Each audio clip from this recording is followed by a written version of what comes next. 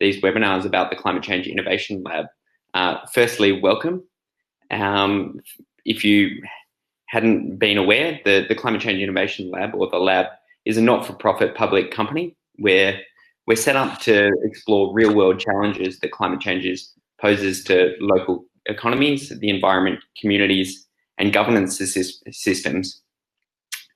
At the moment, we're running a fortnightly webinar program that is specifically set up for local government, but welcome to everybody else as well. And what we're doing is we're doing a new climate change expert or practitioner every fortnight to look at a different topic, over a 40-minute period. And what we're trying to do is bring together diverse departments and mainstream their response to climate change. Today's topic is presented by Robyn Birkett, who is the Principal Engineer of Waterways at Mackay Regional Council. She commenced at Council in 2004, following 6 years working in an engineering consultancy. She has a Bachelor of Engineering from James Cook University and is a registered professional engineer, Queensland. She loves living in regional Queensland and has a passion for waterways, coasts, and sustainable, vibrant communities.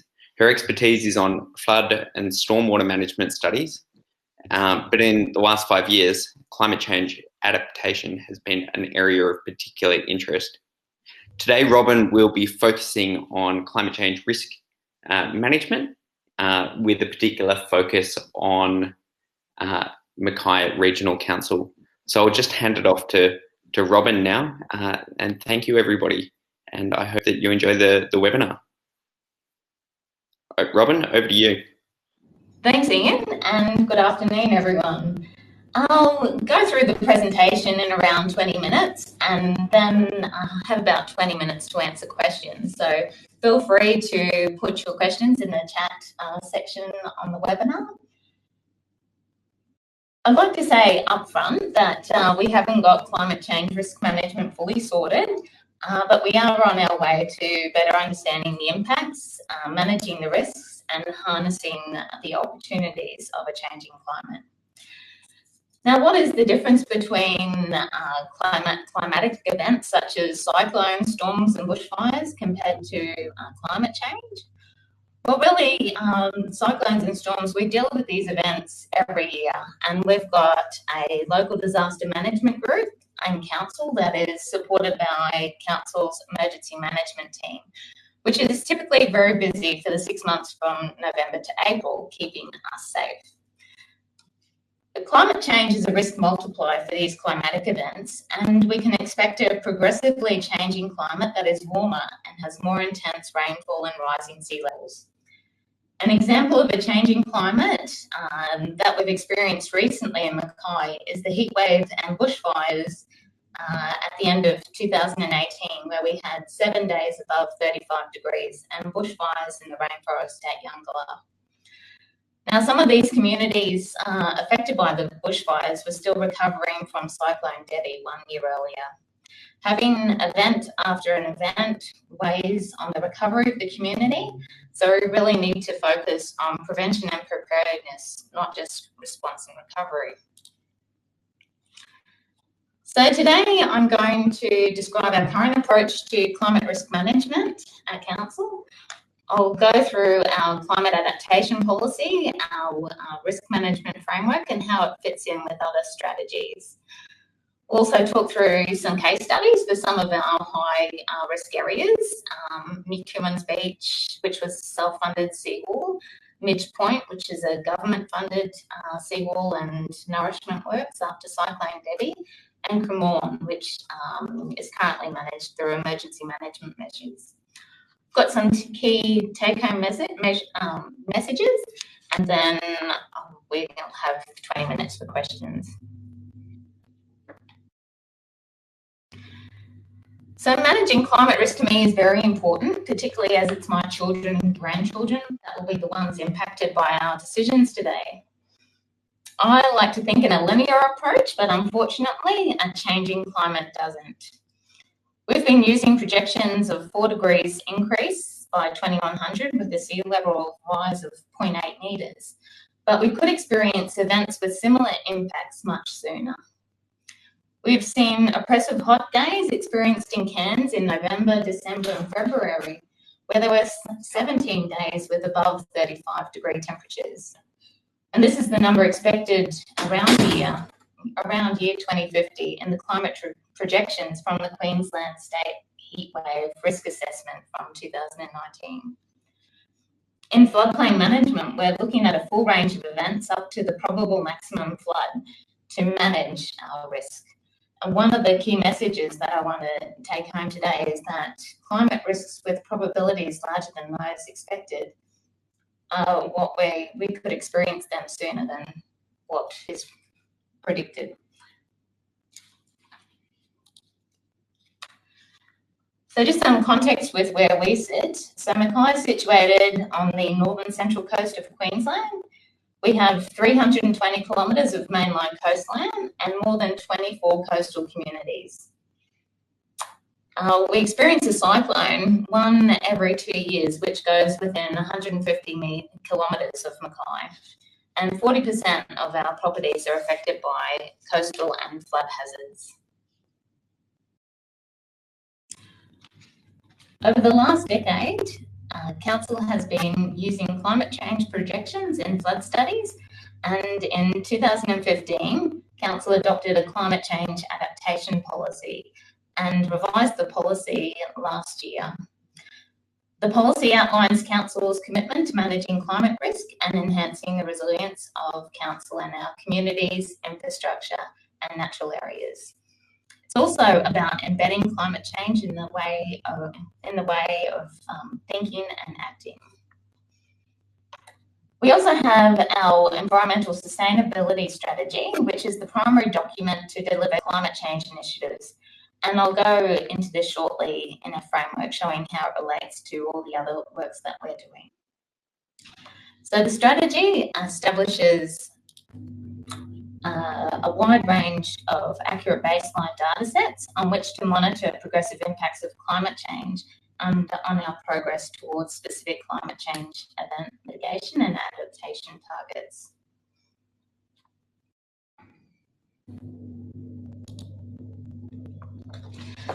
This is just a bit of a framework that we have, which shows how our different instruments relate to the legislation. So you can see here we have our enterprise risk management framework, and we have our planning scheme, and we have our climate change adaptation policy and sustainability strategy. One of the key things for successful implementation of strategies is good working groups. So we have project control groups that work with us to make sure that we're following our actions and providing good governance on those strategies. So we have our flood and stormwater strategy sitting underneath our sustainability strategy, as well as our storm smart strategy, which is formally our coastal and inland flood hazard adaptation strategy. So they all have working groups and that feed into the actions to provide governance on the implementation of those strategies. Below those, we have works on the ground which describe the activities and the actions that we're doing on the ground, such as our local coastal plans, which I'll talk a bit later on some of the coastal studies. So they're the ones that show the priority actions and how we're responding to climate.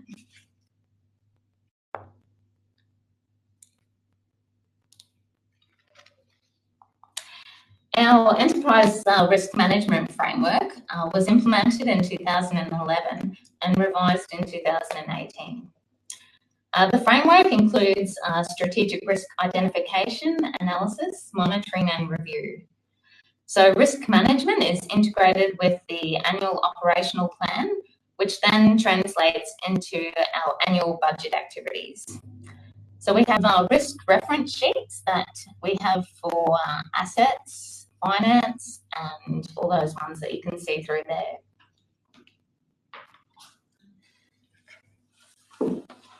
Environmental related risks account for around half of the high risks in the strategic risk register, after additional treatment.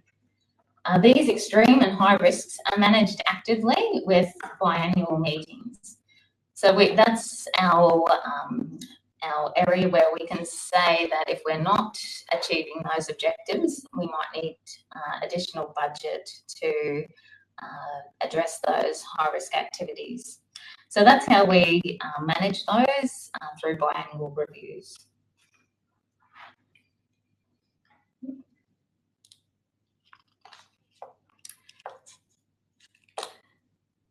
So some of those residual high-level risks are those about natural or human-made disasters, climate change adaptation and mitigation, climate change through inherited assets or legacy issues, cybersecurity, and also public health and safety.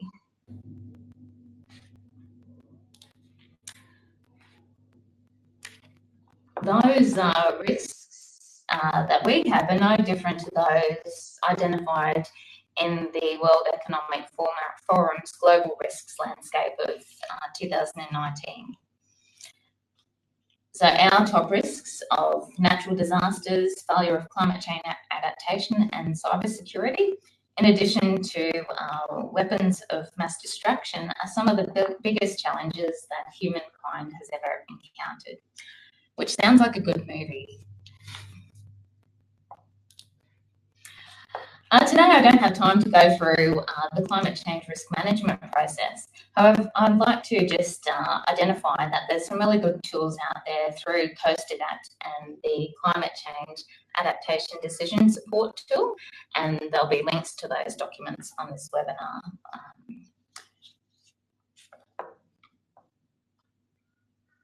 Now I'd like to go through some of the case studies for our high-risk activities. But one of the things, since I've been in council for over 15 years, is that actions take a long time, and sometimes it's decades. Each community is different in their acceptance of risk and ability to act, and this changes over time following different circumstances.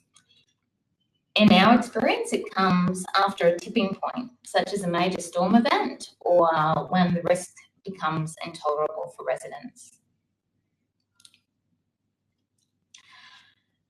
The first case study is on New Kewins Beach, which had its adaptive tipping point in 2015 and 16 following a large erosion scarp, which was around 15 metres from the boundary of residential properties.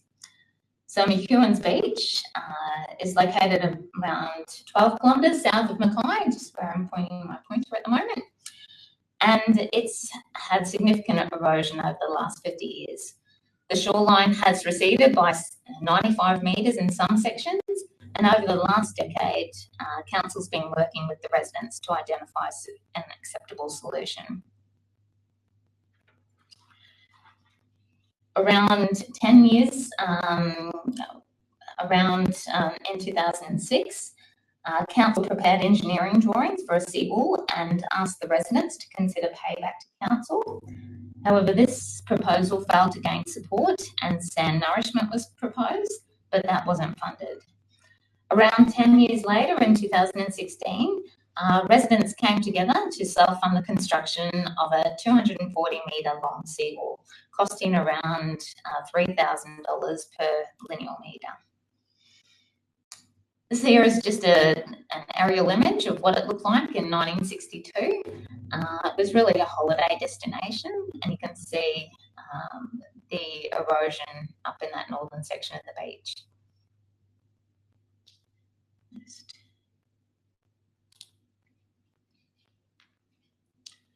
You can see the erosion. This is the shoreline back more than 50 years ago, and the shoreline where it currently sits now with the seawall.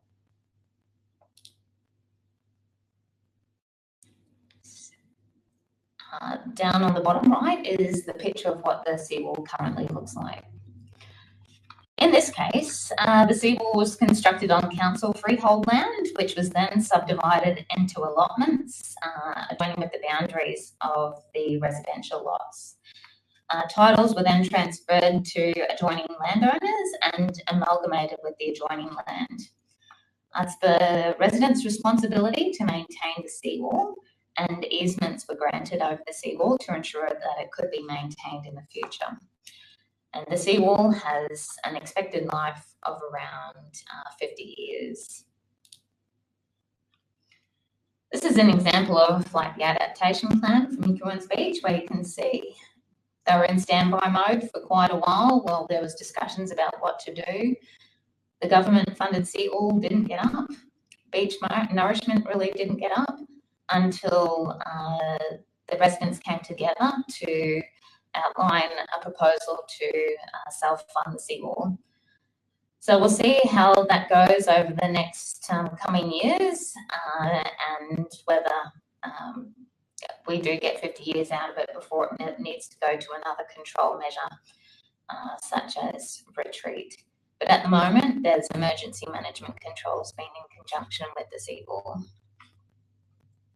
So there's further details about the legal aspects of the seawall in a paper that was delivered to the NCAF Climate Adaptation Conference last year.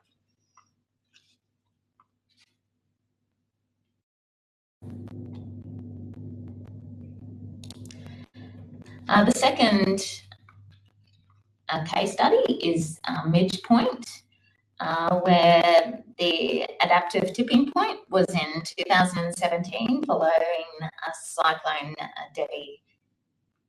So Midge Point is one of Council's 24 coastal communities, which is approximately 70 kilometres north of Mackay. It's had ongoing erosion issues that have been impacting Midge Point for decades.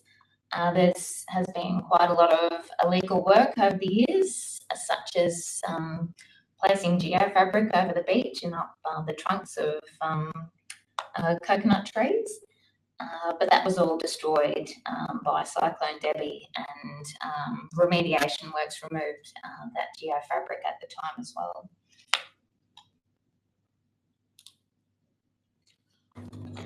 So the coastal works that came about at Midge Point amount to approximately $4.6 million and included a 240 metre long buried geobag seawall.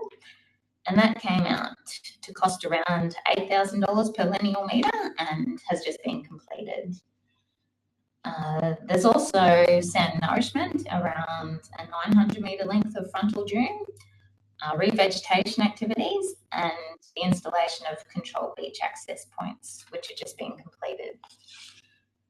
These works were Commonwealth and state and Queensland government funded. So the seawall has an expected life of 50 years, and sand nourishment will be required around every 10 years or following a significant storm event. Local management of the beach is covered by the Midge Point Local Coastal Plan, which is available on Council's website. And the Local Coastal Plan enables all the organisations, community groups and residents to work together to better use and achieve the best outcomes for the coastal environment at Midge Point. This is just one of the local coastal plans that are implemented in the region, and there's currently 19 coastal plans available, which detail the priority activities for these coastal communities. And at the moment, coastal fencing, weed control and revegetation is some of the most common activities for each of the coastal units. And over time, being a resident in the area, you can really notice the difference that those activities do, particularly in those areas where they're not actively being eroded due to other reasons.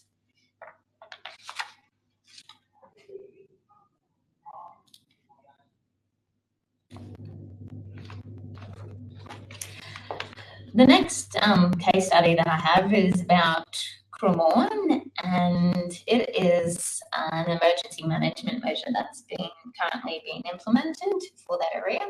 And Cremorne sits in the Pioneer River floodway. So this is Cremorne up here in the middle between North Mackay and Mackay. Cremorne has a history where it's been heavily impacted by flooding from severe events in both 1918 and 1958, and there was loss of lives in both of these events. There are currently 12 properties with homes that are zoned low impact industry, and in the mid-2000s there was a buyback scheme. So around half of the properties were previously purchased by council in conjunction with the state due to their flood risk. But grants to enable the buyback of properties have really been in limited supply since the 2000s. So at the moment there's an extreme flood risk for these properties with up to 2 metres of water and high velocities. Council has tried in the past to zone the land as open space to limit the development potential. However, that was overturned following community engagement, and the current zoning of low industry impact prevails. The current risk management strategy for this area is to evacuate early. We have door knocking as soon as flooding in the Pioneer River is predicted, and residents are advised and have understood their flood risks, as many of them have lived in the area for decades. Just recently, residents have advised that they're experiencing difficulties in selling their property, and the majority of the dwellings would be greater than 50 years. So there is a risk that the properties could be unsold and new dwellings could be constructed, which is an issue that we're currently looking at in our floodplain management plan, which will be released in the second half of this year.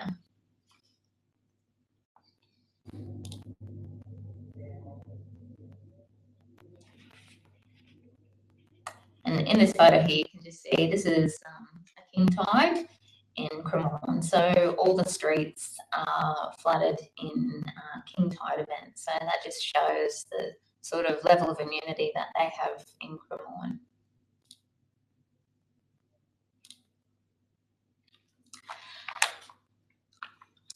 Some of the take-home messages that I just wanted to leave you with before I wrap up this presentation.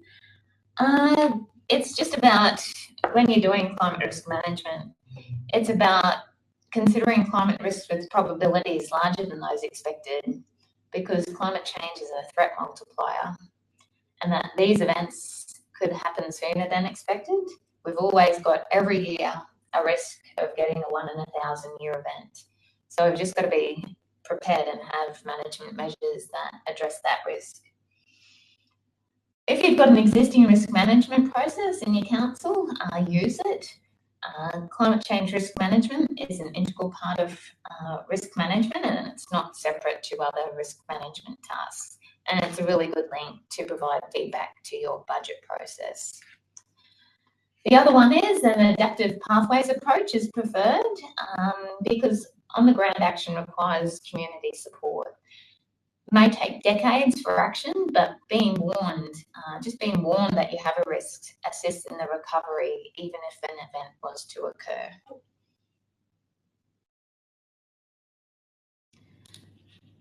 So now that's the end of my presentation, but I'm really interested to hear what you've got in your questions. Yeah, we are on a journey to better understanding the climate change, and we've really got to focus on this and improve on the way that we do, because we really want to avoid economic decline if we don't address our climate risks. Thank you. So I've got a question here. Has any consideration been given into making these risks transparent to the community? What strategies of engaging the community have been effective? So the first one, making these public. We have the hazards identified in our planning scheme. We do engagement about the flood studies that we undertake. So while we haven't made all our risks transparent, they are evident in our planning scheme and other studies.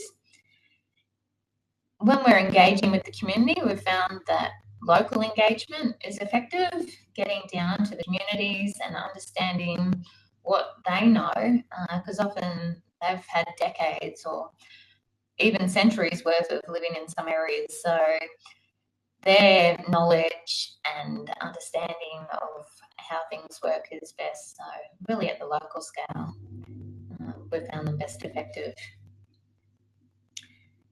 Can you provide an overview of how you developed the resilience strategy?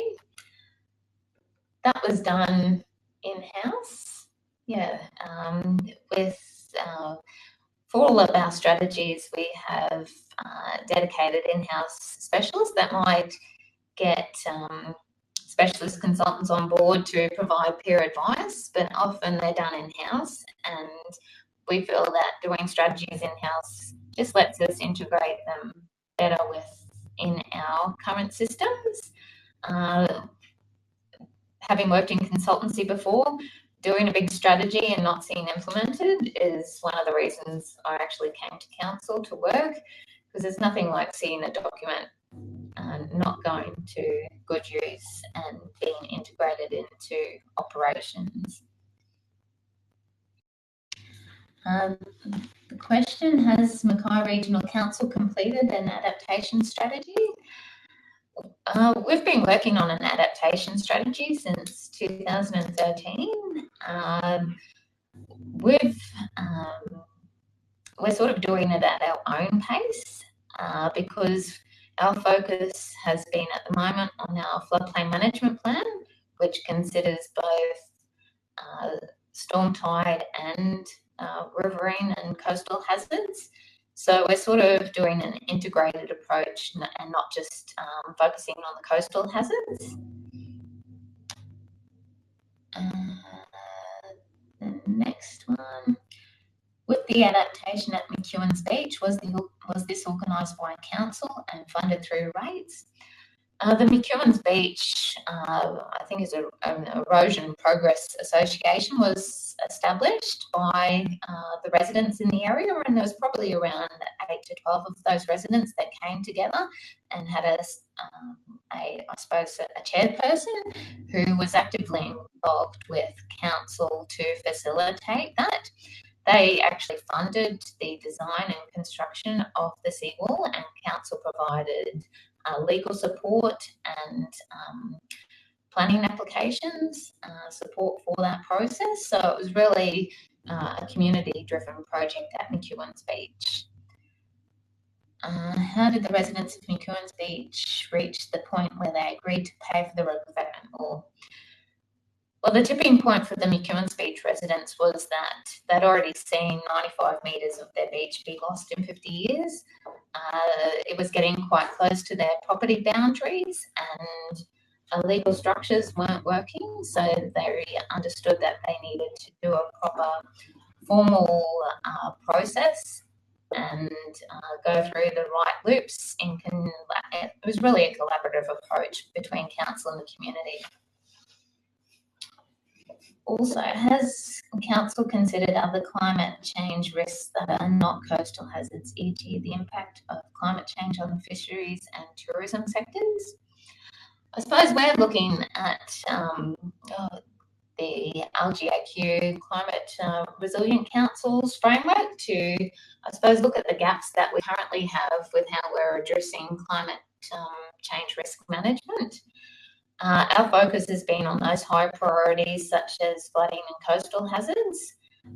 However, the statewide program where we're looking at all those climatic events will be taken into account in a wider sort of strategy.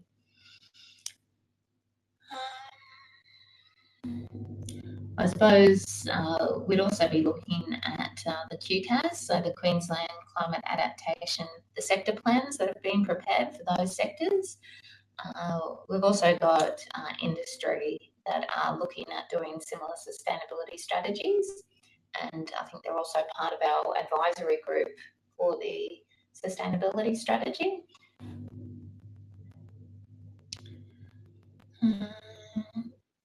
Ian's got a question. What's the process for monitoring or evaluating how these risks are being managed over time? Well, the process through our strategic risk register is biannual reviews. So those high risks are being looked at by the audit committee every 6 months. Yeah, so that's sort of the answer to that question. Does Mackay Council have concerns about legal liability and ongoing maintenance of approved structures? We sure do. We have about 4 kilometres of urban seawalls that some have approval, some don't.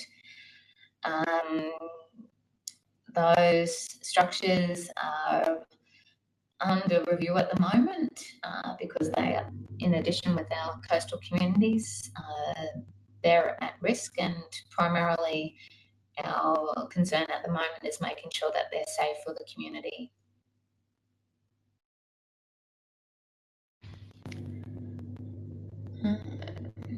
See, there's some people typing. A few questions.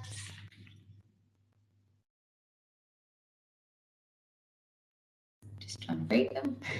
Is that the one on the right hand side there? Is it about the residents of McEwen's Beach? Yeah. I think I answered that. You answered that one, right.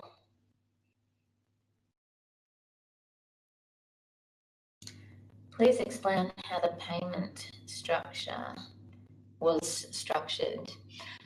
I think this question from Helen Peters might be in relation to the McEwen's Beach and the payment system. So the residents, the group of residents at McEwen's Beach actually funded that. So they worked out the costing structure themselves.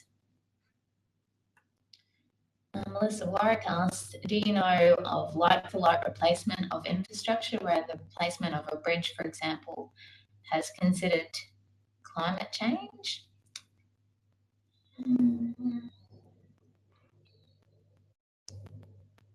So we use for flood studies and things like bridges, we look at the impact of the tailwater, so a 0.8 metre sea level rise. In some areas, we can't afford to make them resilient to the increase, having a 20% increase in rainfall intensity. But we always look at betterment when we're doing replacement of infrastructure that may have been damaged during events.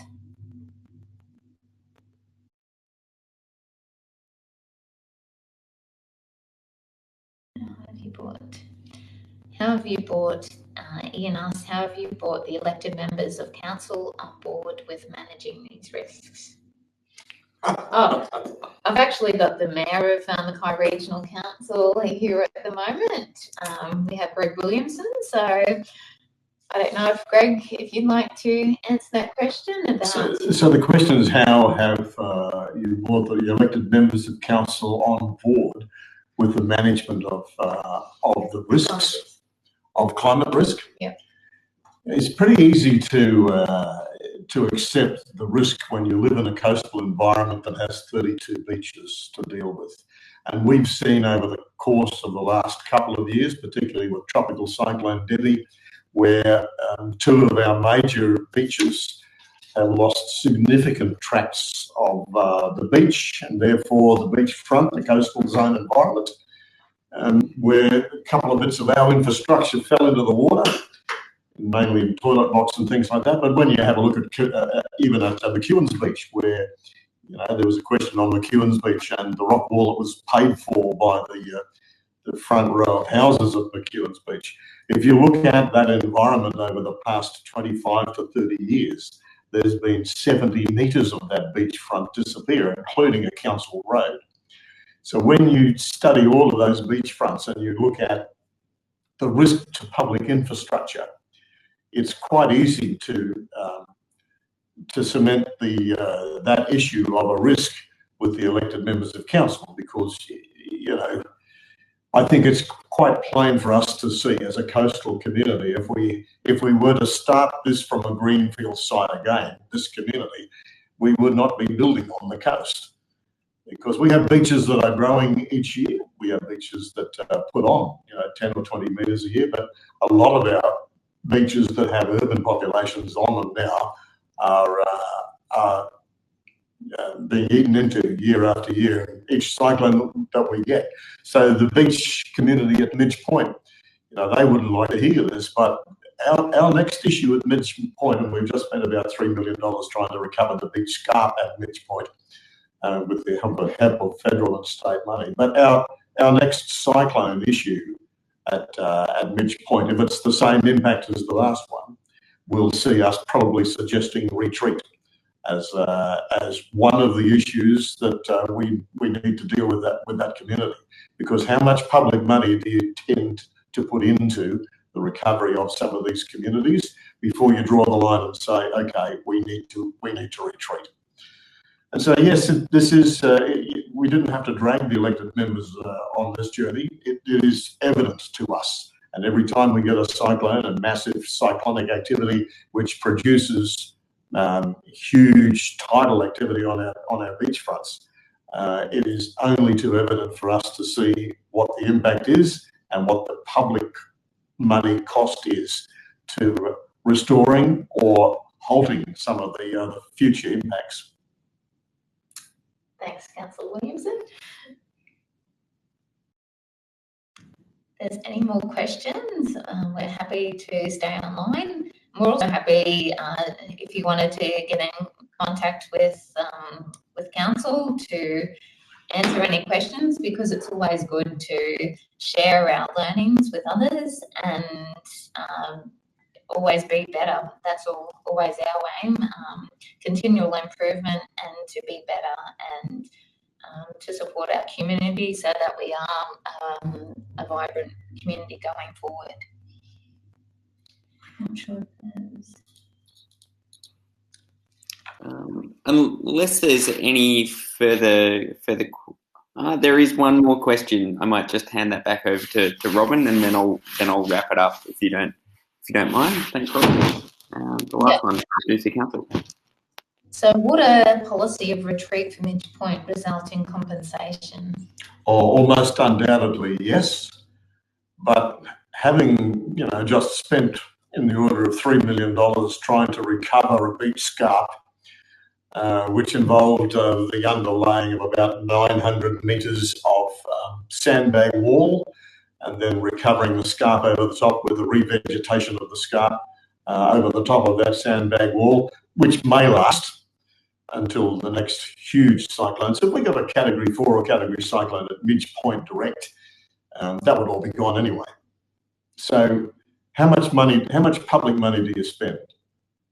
There's probably a dozen, there might be more than a dozen, but they say up to 18 houses on that first row at Midge Point. So in terms of legitimate public expenditure and you know, realistic public expenditure, how many cyclones do we have to go through before we say to the first row of houses, okay, we're going to buy you out now at the agreed price and retreat? And so that's, you know, that's a logical question that both the state government and local government have to face, because, you know, it's ratepayers or taxpayers' money that goes into all of this and the recovery after each cyclonic event.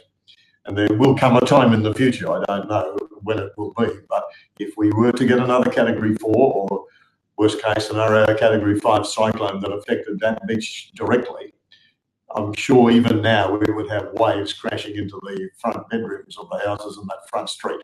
So it would make it a no-brainer then in terms of the public expenditure under Category D or even Category E funding for the state and federal government's cyclone recovery program. Let's get out of there. And we also do, I suppose, cost-benefit assessments when we're doing works. So that's a consideration when we're I suppose, progressing our plans, our local plans for the different beach communities. I might also say, Robyn, that when we have is this picture on everybody's screen? Yes. Okay, so when you can see the Pioneer River sort of moving around to the left of your picture there, I think we've just been through recently some of the properties there on that left-hand bend just before the first bridge you see there. We've been through a lot of work around that bend, and then up on the next bend before the next bridge crossing, we'll probably even have to resume a couple of those blocks of land because just before that last bridge crossing there in the cyclone of 1956, it took out a whole community on the left-hand side, on the left-hand bank, which is the northern bank of the river as we're looking at it now. And there's a few remnant properties there that will probably have to be resumed sometime in the next few years. So we're continually dealing with those sorts of issues in a coastal community. Thanks. Councillor Williamson? Thank you so much to the both of you for that presentation. And thank you everybody for coming along to this webinar. I'm going to wrap it up here and just quickly talk about the next one, webinar that we have in a fortnight's time. So we're going back to community engagement, and we're with a presentation by Simon Niemeyer, who's an associate professor and co-founder of the Centre for Deliberative Democracy and Global Governance at the University of Canberra. His research ties together the themes of political behaviour, the public sphere, and observations from deliberative mini-publics such as citizen juries. So obviously, community engagement is one of the most challenging aspects of climate change that comes up time and time again for local government. So despite being an important societal challenge, the public engagement with climate change currently remains extremely difficult. So we'll just be focusing in on that and discussing how just processes and outcomes in adaptation discourse and policy making can come together. So I hope that you come along in a fortnight's time, and I look forward to doing that with you that time and tuning in with Simon. Thank you, everybody. And thank you, Robyn, once again, and Councillor Williamson. Pleasure. Thank you. Thank you.